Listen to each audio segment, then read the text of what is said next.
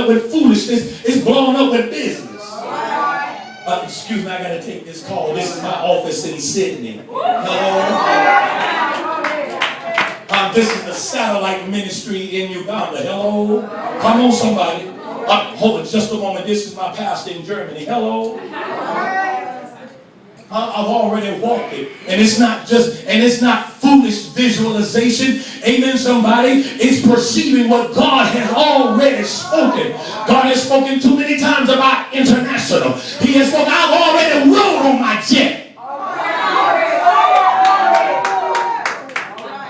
But I'm not talking about just my jet personal. I'm talking about, amen, for ministry. I dare not even say who was on the jet, because I'm going to leave that alone. Envision change.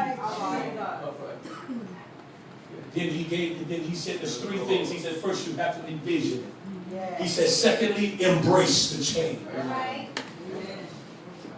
Embrace, wrap yourself around it. I got stuff, amen, when he gave me these 5 logos, back in the early 90s, I was working at Shands and I used to go to work. And he would drop these images in my spirit. And I was just sitting there with a pencil. And I still got those hand-drawn logos. He gave me one that incorporated all 5 of them. I just never put it together. Years ago. Holding on to it, and every now and then pull it out your pocket. Carry it in my wallet. Look at it. Say, God, you see it. I've already seen the land, amen, and the road layout for the facility. The road layout, I'm just going to let you get a little, because you're talking about embracing it. The road layout, amen, the road layout for the complex is in the shape of the Star of David. You come in, you go off this way, you come back around, amen, and the sanctuary sits right in the middle. And everything else on the complex is around on the outside. God help me, Holy Ghost. And he showed me that years ago. And I said, I'm waiting on the physical manifestation. But I've already walked in it. Embraced it. I walk by and peep in the classrooms where pastors are being taught. Where prophets are being taught. Where apostles are being taught. Y'all ain't hearing me. Where teachers are being taught. Amen. I'm already walked in on, amen, in another class and looked in and seen where all the ordained clergy, amen, is going through leadership classes. Amen. Somebody, I've already looked at it. I've seen it. I know what the classroom looks like. Embracing. Embrace means to wrap around. It means to hold close. It means to keep. It means to protect. And the third one, amen, this is the one right here that we have been missing, because we have learned, amen, to envision. Some of us, we know how to visualize. Some of us, we know how to hold on to what God has given us. But the last one, he said, this is the one, son, that they are missing. It is called empower the change. We always want to be on the other end of empowerment. Empower me. We want ministry to empower us. We want ministry, amen, and to empower means to give authority. To give authority to. Or to give strength to. And we always look, amen, we always look for the ministry. We always look, amen, for leadership to empower us. Because that's the one-way street that we have been programmed. It's all the ministry empower us. But you have to understand, if you want change to come in your life, you have to turn it around and learn how to empower the change. When was the last time you spoke to change and told change, do it now? I authorize you now. I give you strength now. Empower change. God, it's not just God, give me. But I'm getting ready to do something that's going to make it happen in my life. What did he say? He says, I'm he said, you're going to have this facility. That means if he said it, he's going to bring it to pass. And I believe that he's going to do it. Now I'm going to empower the change that's getting ready to take place. Because watch this, he can show you some things that you are not yet ready to walk in. But he'll show it to you. So the empowering and the change, amen, is the change that needs to take place in us. When was the last time you told God, God, prepare me for the vision? Oh, we always want the vision to be prepared for us so we can just step right up in it. And you come in, and if you tell the truth about it, what the vision that God has shown, some of us right now, we wouldn't know how to handle what he said.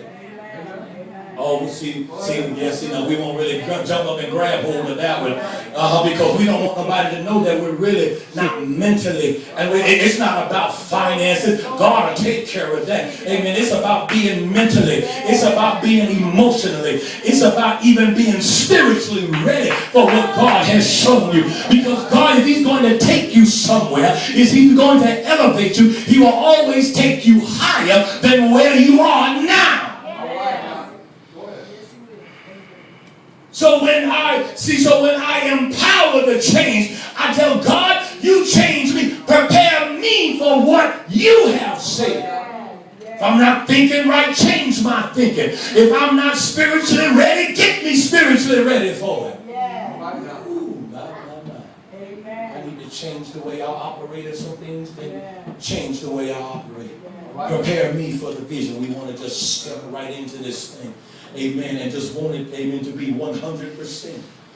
Yeah. It's going to get real quiet in here now. How can we step into 100% vision and we're operating 50% spiritually?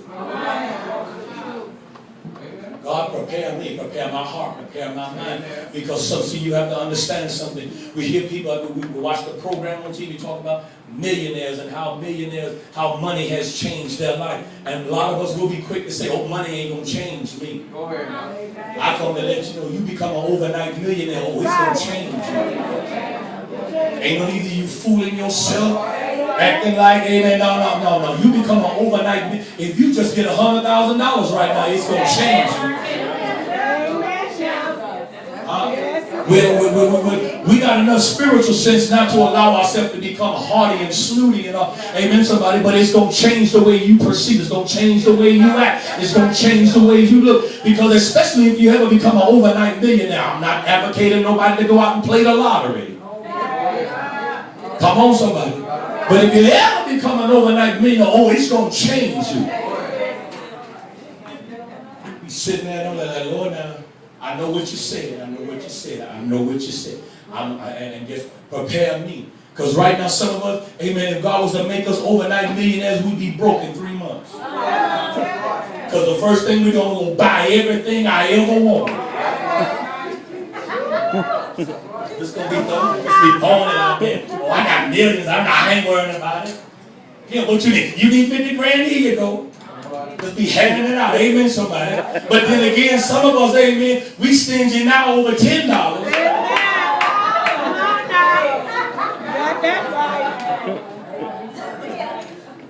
Huh?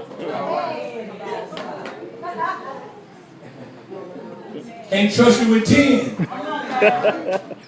No, I ain't gonna trust you with $1 million.